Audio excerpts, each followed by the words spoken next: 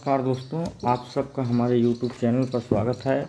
जैसा कि हमने बताया कि हमारी एक सीरीज़ चल रही है जिसमें हम आपको पूरा वादा किए थे कि क्लास 6, 7 और 8 की पूरी बुक का हम जितने भी लेसन हैं उसको हम आपको करवाएंगे, पूरे चैप्टर आपको करवाएंगे। उसी के तहत आज हमारा ये जो है 12वां लेसन है और 12वां लेसन में हम आज पढ़ने वाले हैं ऊर्जा के स्रोत एवं सतत विकास। इसी के बारे में आज हम पढ़ेंगे। ये लेसन का नाम है ऊर्जा का स्रोत एवं सतत विकास। तो शुरू करते हैं। देखिए, ये लेसन जो है वो एक कहानी के रूप में है, पहले शुरुआत होता है। अब तक जितने भी लेसन पढ़े हैं उसकी शुरुआत एक कहानी के रूप में ही होती है, तो यहाँ भी एक कहानी के रूप में ही शुरुआत हुई। तो बच्चों बहते हुए पानी में आपने कागज़ की नाव चलाई होगी जो पानी बहते हुए दूर तक चली जाती है, पानी के साथ बहते हुए दूर तक चली जाती है। इसका कोई मतलब नहीं है, इस तरह से करके कहानी दी हुई है। तो इसमें मेन चीज़ पूछ रहा है कि कार्य करने की क्षमता को ऊर्जा कहते हैं। मतलब ये ऊर्जा के स्रोत के बारे में बता रहा है। तो यहीं से शुरुआत कर रहा है कि ऊर्जा के स्रोत, ऊर्जा क्या है, यहीं से वो शुरुआत कर रहा है। तो ऊर्जा क्या है? कार्य करने की क्षमता को हम क्या कहते हैं? ऊर्जा। ऊर्जा जीवन के स्तर को बेहतर बनाने का एक अनिवार्य संसाधन है, एक बेहतरीन संसाधन है। यह अलग अलग रूपों में हमारे चारों तरफ विद्यमान होती है। सूर्य के प्रकाश में, वायु में, जल में, जीवाश्म ईंधन में, भोज्य पदार्थों में, पेड़ पौधों में आदि में ऊर्जा क्या रहती है? संचित रहती है। ऊर्जा ही हमारी जीवन की शक्ति है। इसलिए यह अत्यंत आवश्यक है कि हमें यह भी जाने कि ऊर्जा कहाँ से आती है और यह हमें कैसे उपयोग में लाते हैं तथा ऊर्जा के संरक्षण के लिए क्या क्या हम कर सकते हैं। आइए जानते हैं ऊर्जा के स्रोत। देखिए, ऊर्जा के स्रोतों की जब बात होती है तो ऊर्जा के स्रोतों को हम दो भागों में बांटकर पढ़ते हैं। पहला हमारा हो जाता है नवीकरणीय ऊर्जा स्रोत, नव्यकरणीय ऊर्जा स्रोत। दूसरा अनव्यकरणीय ऊर्जा स्रोत। अब नव्यकरणीय ऊर्जा स्रोत क्या है? ऐसे ऊर्जा स्रोत जिन्हें पुनः नवीन होने की क्षमता होती है, अर्थात जिनको पुनः दोबारा उपयोग में या पुनः प्राप्त किया जा सकता है। जैसे सूर्य है, पवन है, जल है, जैव है आदि। ये सब क्या है? सूर्य आज उगेगा, कल फिर उगेगा, परसों फिर उगेगा, इस तरह से। अनव्यकरणीय ऊर्जा के स्रोत ये ऊर्जा के वो स्रोत होते हैं जो एक सीमा के अंदर पुनः जीवित नहीं किया जा सकता है, जिनको पुनः जीवित नहीं किया जा सकता। जैसे कोयला, डीजल, पेट्रोल, मिट्टी का तेल, प्राकृतिक गैस आदि। अब इन सब चीज़ों को हम जो है पुनः से जीवित नहीं कर सकते हैं। ऊर्जा के वे स्रोत जिनकी आपूर्ति प्राकृतिक क्रियाकलापों द्वारा प्रकृति में निरंतर बनी रहती है तथा जो समाप्त नहीं होती, नव्यकरणीय ऊर्जा स्रोत कहलाते हैं। जैसे पवन, जल, सूर्य आदि। ऊर्जा के जिन स्रोतों का उपयोग करने के पश्चात पुनः प्राप्त करना संभव नहीं होता, अनव्यकरणीय ऊर्जा स्रोत कहलाते हैं। जैसे कोयला हो गया, पेट्रोल हो गया, डीजल हो गया, मिट्टी का तेल हो गया, प्राकृतिक गैस हो गया। इस तरह की जो भी चीज़ें होती हैं उनको हम दोबारा से प्राप्त नहीं कर सकते हैं एक बार जलाने के बाद। अब क्या है कि वर्तमान समय में ऊर्जा की बढ़ती हुई आवश्यकता की पूर्ति के लिए हमें नव्यकरणीय ऊर्जा स्रोतों पर अधिक उपयोग किया जाए एवं अनव्यकरणीय ऊर्जा स्रोतों का संरक्षण कर उनका अपव्यय करने से रोका जाना चाहिए। अब आपको समझ में आ गया है कि ऊर्जा के स्रोत क्या हैं। जैसे ये सोलर पैनल है, तो ये सूर्य से प्राप्त होने वाली रोशनी को अपने में कन्वर्ट करता है, फिर यहाँ से लाइट बनती है। तो ये भी ऊर्जा के स्रोतों के अंतर्गत आता है। सोलर ऊर्जा, ये देखिए। अब सोलर ऊर्जा क्या है कि सूर्य से प्राप्त होने वाली ऊर्जा को सौर ऊर्जा कहते हैं। यह हमें प्रकाश व ऊष्मा प्रदान करते हैं। धरती पर ऊर्जा का प्रमुख स्रोत है। पेड़ पौधे प्रकाश में जल व कार्बन डाइऑक्साइड में अपना भोजन बनाते हैं तथा प्रत्येक जीवधारी अपना भोजन प्रत्यक्ष या अप्रत्यक्ष रूप से इन्हीं पेड़ पौधों से प्राप्त करता है।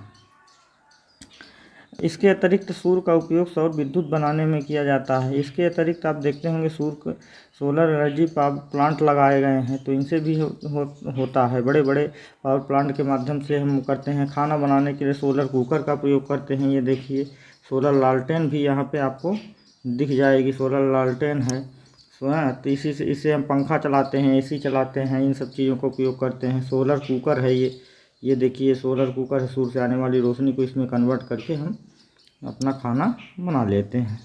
फिर पवन ऊर्जा बहती हुई जो हमारी बहती हुई ऊर्जा से उत्पन्न हुई ऊर्जा को पवन ऊर्जा कहते हैं। पवन ऊर्जा को बनाने के लिए हवादार जगहों पर पवन चक्कियाँ लगाई जाती हैं, जिसके द्वारा वायु की गति ऊर्जा को यांत्रिक ऊर्जा में परिवर्तित किया जाता है। पवन ऊर्जा द्वारा गेहूँ पीसने, धान कूटने, तेल पेरने तथा भूमिगत जल निकालने का प्रयोग किया जाता है। ये देखिए पवन चक्की है, ये ज़्यादातर भारत में गुजरात वाले एरिया में लगाई जाती है। इस तरह से होती है पवन चक्की, तो यहाँ से आप समझ सकते हैं। अच्छा, अब कुछ महत्वपूर्ण फैक्ट है जिनको जानने की ज़रूरत होती है। जैसे तमिलनाडु में क्या है, तमिलनाडु के कन्याकुमारी में के निकट जो है पवन ऊर्जा फार्म स्थापित किया गया है। और उसी तरह से गुजरात में जो है, गुजरात के ओखा नामक स्थान पर पवन चक्की स्थापित की गई है। उसी प्रकार से मध्य प्रदेश के देवास के पास में जो है फलसोड़ी नामक स्थान पर, कहाँ,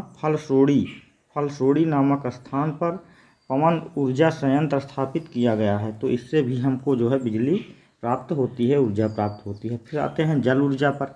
जल ऊर्जा क्या है कि जल का प्रयोग हम पीने में, सिंचाई में, उद्योग आदि में करते हैं। जल विद्युत ऊर्जा का नवीकरणीय स्रोत है। इससे प्रदूषण भी नहीं होता, किंतु नदियों पर बांध बनाने में अनेक पर्यावरणीय समस्याएं पैदा होती है। तथा बांध बनाने के निर्णय के पूर्व उस स्थान के आसपास होने वाले पर्यावरणीय एवं सामाजिक प्रभावों पर विचार करना आवश्यक होता है। भारत में प्रमुख जल संयंत्र जैसे कहाँ कहाँ पर हैं, तो आप देखेंगे ये जैसे भाखड़ा है, ये भाखड़ा, दूसरा है नांगल, तीसरा है हीराकुंड, चौथा है सरदार सरोवर परियोजना, इंदिरा सागर परियोजना और दामोदर परियोजना। ये भारत के प्रमुख जल विद्युत परियोजना है। तो यहाँ से भी प्रश्न कई बार पूछे जाते हैं। फिर ज्वारी ऊर्जा क्या है कि समुद्र में जब ज्वार भाटा आता है, लहरें बड़ी बड़ी आती हैं, तो उन लहरों के ऊपर उठने और नीचे गिरने से जो है एक प्रकार की ऊर्जा, गतिज ऊर्जा उत्पन्न होती है, जिनमें टरबाइन्स लगा करके विद्युत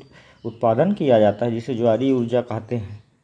फिर आते हैं बायोगैस। अब ग्रामीण क्षेत्रों में आप देखेंगे कि गोबर तथा कृषि अपशिष्ट सरलता से उपलब्ध होते हैं। कुछ समय पूर्व तक इन्हें सीधे जलाकर ऊर्जा प्राप्त की जाती थी, किंतु अब इसको जो है वायु प्रदूषण होता है, तो ऊर्जा से की हानि ना हो, इसके लिए हम उत्तम है कि बायोगैस का प्रयोग करें। इस तरह से हम प्रयोग कर लेते हैं। कोयला है, कोयला को जलाने से भी हमें ऊर्जा प्राप्त होती है। डीजल पेट्रोल को जलाने से प्राकृतिक गैस जैसे CNG हो गया, LPG हो गया, इन सब चीज़ों का भी हमें उपयोग करने से प्राप्त होती है। लेकिन इनसे सबसे मतलब प्रदूषण फैलने की संभावनाएं भी कम होती हैं CNG वगैरह से। अब इको फ्रेंडली तकनीक क्या है, ये बहुत ही इम्पॉर्टेंट है, आप लोग इसको ध्यान से पढ़िएगा।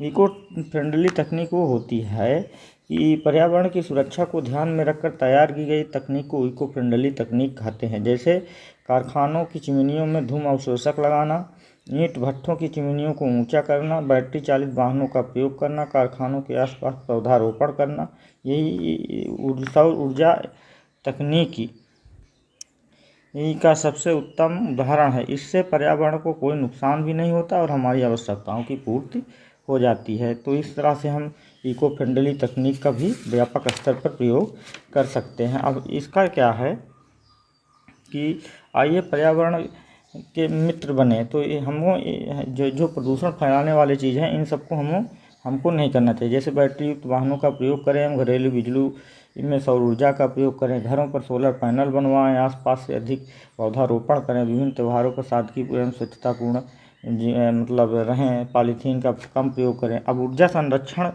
क्या है, तो ऊर्जा संरक्षण के बारे में हम जानते हैं। देखिए, बढ़ती जनसंख्या, बदलती जीवन शैली के कारण ऊर्जा की मांग तेज़ी से बढ़ रही है, जबकि हमारे आसपास ऊर्जा की मात्रा सीमित है। अपने दैनिक जीवन की आदतों में सुधार करने के लिए ऊर्जा संरक्षण में अपना योगदान दे सकते हैं। आइए, जैसे हमें ऊर्जा संरक्षण के लिए जैसे मोटरसाइकिल कार्य बहुत ज़रूरी है, तभी प्रयोग करें। जब आवश्यकता ना हो, पंखे, बिजली इन सबको बंद कर दें। जहाँ संभव हो थोड़ी दूर जाने के लिए पैदल चल लें। इन सब तरीक़ों से हम जो है ऊर्जा संरक्षण कर सकते हैं। कुछ गतिविधियाँ करने की ज़रूरत है, जैसे कमरा छोड़ते समय बल्ब को बंद कर देना चाहिए, है, और साइकिल का प्रयोग करना चाहिए। सब वही बात बता रहा है बार बार। अब सतत विकास एवं संसाधनों का संरक्षण। देखिए, सतत विकास के लिए संसाधनों का संरक्षण होना बहुत ज़रूरी है। रोटी, कपड़ा और मकान क्या है, हमारी मूलभूत आवश्यकताएं होती हैं। इन मूलभूत आवश्यकताओं की पूर्ति के लिए उद्योग लगाए जाते हैं, सड़कें बनाई जाती हैं, व्यापक स्तर पर आधुनिक ढंग की खेती की जाती है। लेकिन सुख सुविधाओं के साधनों जैसे मोटरसाइकिल, कार, एसी, जनरेटर आदि का अंधाधुंध प्रयोग अब किया जा रहा है लोग, तो इससे जो है हमारा पर्यावरण प्रदूषित हो रहा है। गर्मियों के दिनों में बहुत ज़्यादा गर्मी पड़ती है, ठंडियों के दिनों में बहुत ज़्यादा ठंडी पड़ती है, मृदा प्रदूषण होता है। इन सब चीज़ों पर भी हमें ध्यान देने की ज़रूरत है। अब इसके कुछ क्वेश्चन आंसर हैं, उनको देख लीजिए यहाँ पर स्क्रीन पर। नव्यकरण एवं अनव्यकरणीय ऊर्जा स्रोतों का स्रोत क्या है, ये सब है। फिर है जैव गैस से आप क्या समझते हैं, इको फ्रेंडली तकनीक को उदाहरण सहित स्पष्ट कीजिए, ऊर्जा संरक्षण के उपाय बताइए। यहाँ पर कुछ विकल्पी प्रश्न हैं जो यहाँ से आपको परीक्षा में बनते भी हैं, तो इसको देख लीजिए। फिर यहाँ पर रिक्त स्थानों की पूर्ति है, और रिक्त स्थानों की पूर्ति के बाद आपका ये लेसन ख़त्म हो जाता है। तो जो लोग चैनल पे नए हैं वो लोग चैनल को सब्सक्राइब कर लें, साथ में बेल आइकन दबाएं और कमेंट शेयर भी करें, लाइक भी करें और लोगों को बताएं भी। तो शेयर ज़रूर कर दें और चैनल से जुड़ने के लिए चैनल को सब्सक्राइब कर लें। धन्यवाद।